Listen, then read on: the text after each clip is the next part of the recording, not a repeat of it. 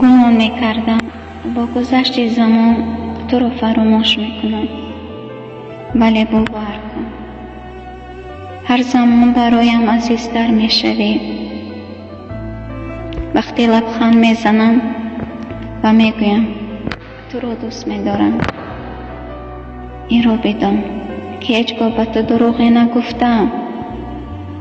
تو رو با یک نگاه، با یک سخن شیرینت عاشقت شده بودم.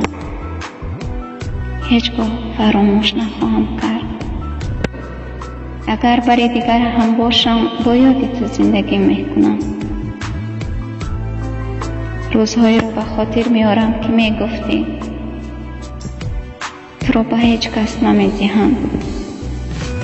پس چی شد امروز از من دلگیر شده ای؟